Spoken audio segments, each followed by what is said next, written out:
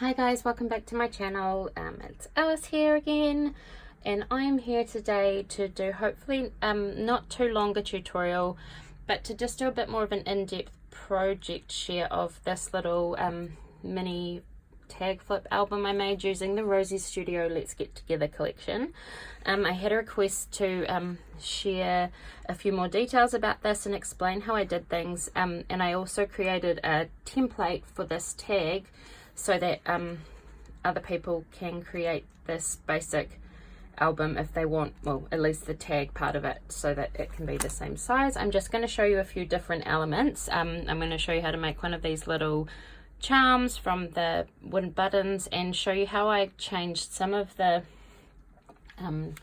die cut journaling pieces into frames and how I did that. So I'll just have a quick look through in case you haven't seen the IGTV video, and then explain a little bit further. So I made a tag, one tag, and I created double-sided tags of all of them, stitched them all together and made these little reinforcers up here, and then just used different bits and pieces from the collection to decorate. So I'll just flip through.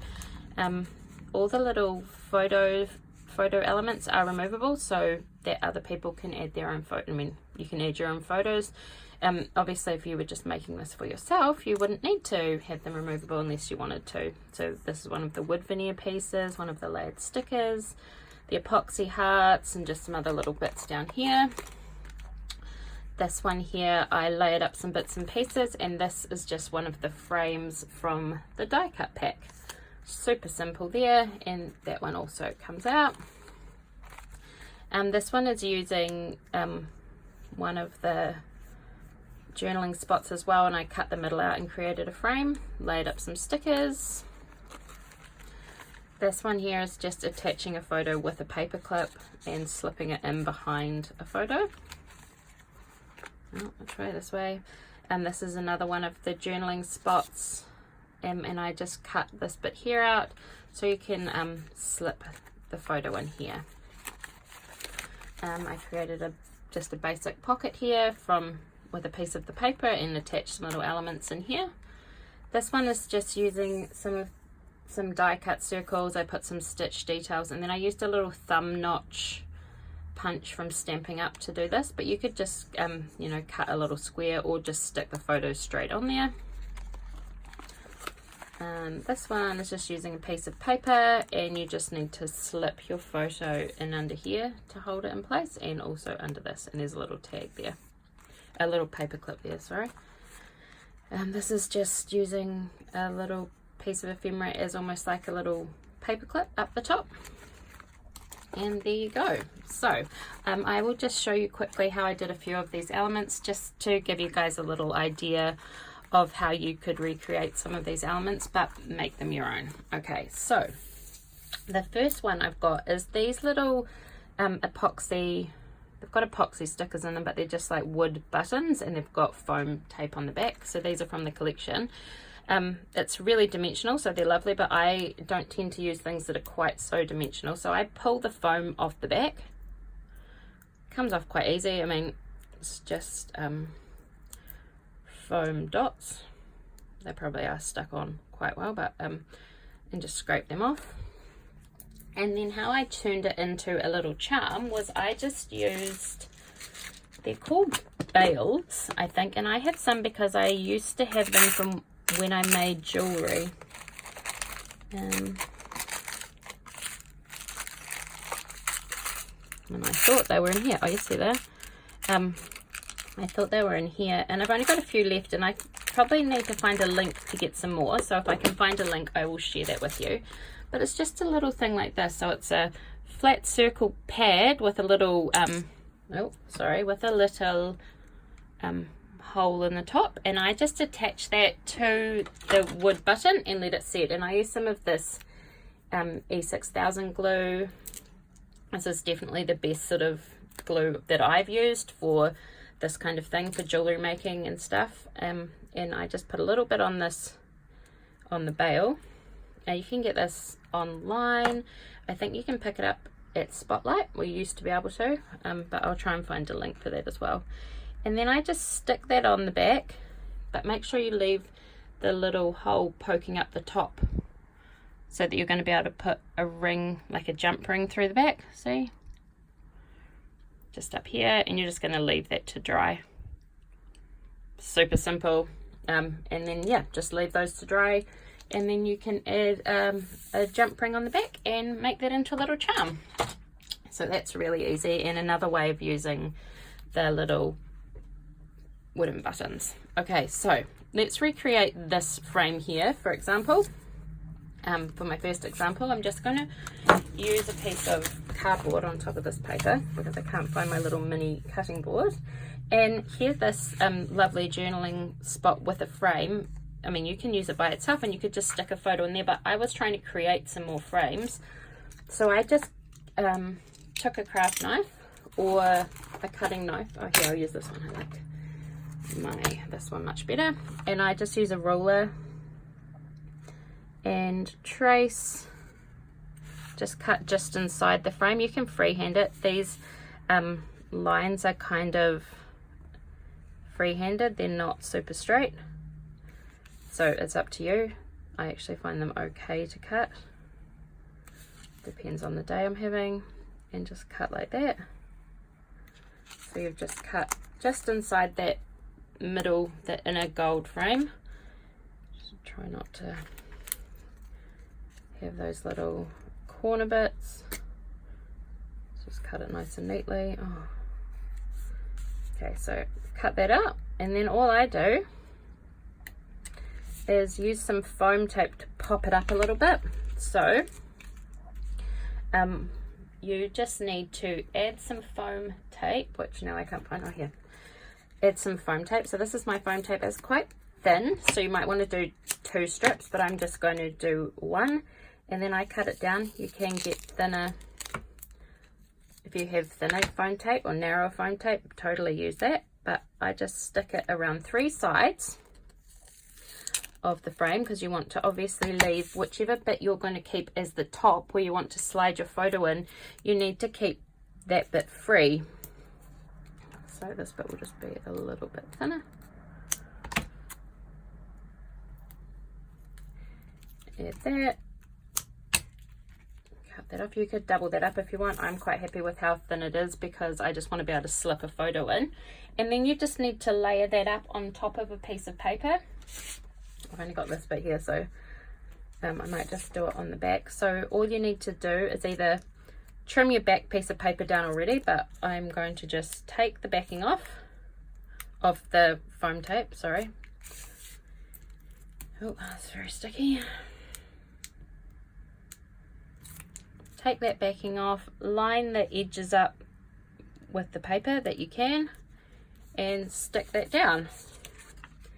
That bit's sticking out of it, and then just trim with, I don't know, I'm using these old scissors, trim that backing paper, and there you go. You've got a frame, so it's just thick enough to the gap is just thin enough to add the photo, but it just gives you a little bit of dimension, and then you can attach that to your flipbook. Decorate it. I've added some other layers, added some little bits and pieces around there, but that's a really basic way of turning a frame into a frame to put a die cut into a frame that you can slide your photo in. So obviously this is going to be a little bit too small because this is the piece I just cut out. But you can see here that you can just slide a piece of paper in and out the top of that frame, and it makes it a super simple way of attaching. So I've got this one here I never used, so you could just stick that on, use some other little bits and pieces from the collection to decorate around it. And there you go. You've got a really nice simple frame that you can just put your photo in and out. Just if you're sticking anything over the hole at the top, like your where you're going to stick the photo in, make sure you just stick it onto the frame so there's still a space in behind it to stick it down. So that's one way of making a frame. I also used this one as a frame, and I just did the same thing. I just cut around inside that gold frame, and I just chopped the side off so that I could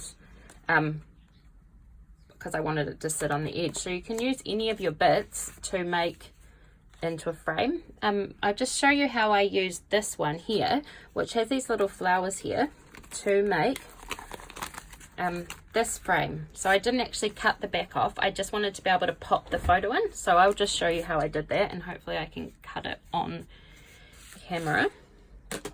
Okay, so I want to leave it all intact, but I just want to cut, I actually cut that leaf off just because it was a little bit too detailed. So you're just going to use your knife to slowly cut around the edge of these flowers to create, I don't know what you'd call it, just like a, well, it's just a slice in the paper.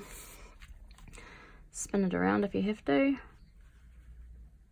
But that just means it's almost creating a, I'm not sure why I'm having such a hard time thinking of the word, but it's a slit that you can slit the photo through, and it's going to hold it on the frame. And then what I did here was I wanted to attach that llama on as well, and I will use this little one as well. And you just, what you need to do is, if say you want to put something here, let me just get my glue, which I put down. I just made sure that when I stuck this llama down, I only added glue to the frame. So I made sure there was no glue on this lighter pink part that I was going to be using as the I guess the backing for the photo. So for example, here's this photo of my daughter, and I slid it down here and down in behind the llama because that was going to hold it in because it's glued on the edges. So they're just like almost like a little clip to hold your photo in place in the frame. And then when you stick it down, make sure you only put glue on this part and on the frame if you have to. You don't want it to any glue to go on this bit here, because I'll just show you with a pen.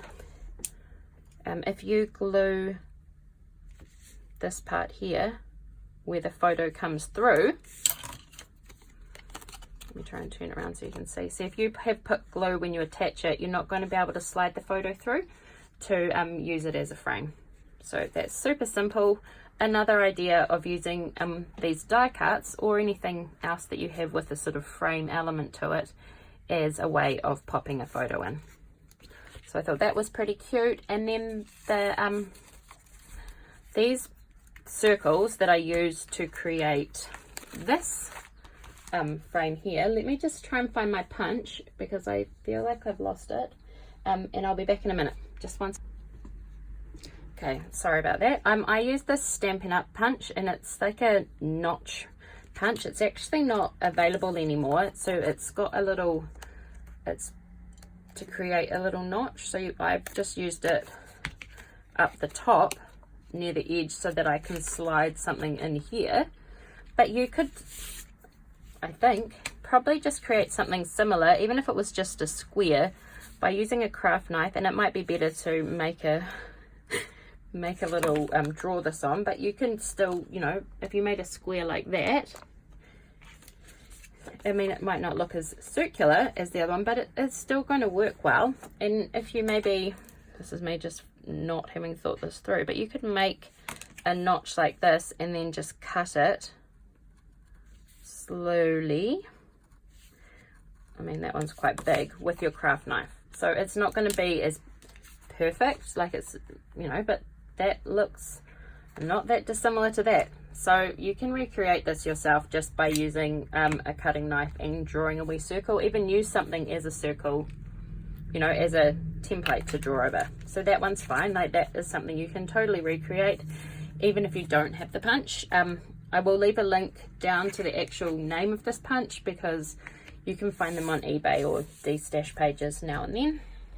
And the last one that I really liked was just using something as a backing space. This one here, all I did was use this card and used a paper clip. So when I glued the backing sheet onto the card, I only glued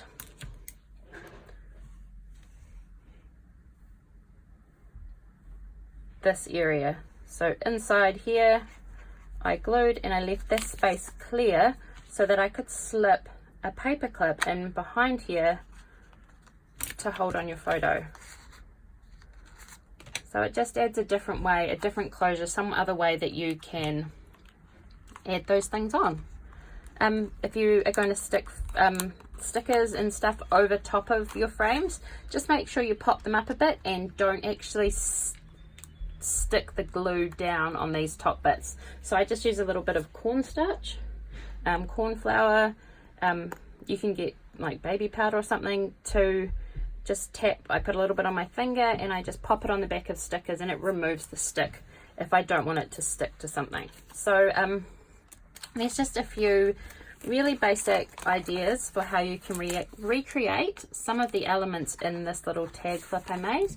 I really hope it was helpful. I hope that you could recreate something similar. There is a link down below for, not with this giant hole, with a much smaller hole, for this tag shape that I made to make this album, if you want to recreate that yourself. So thank you for watching. Feel free to ask any questions, and have a lovely day. See ya. Bye.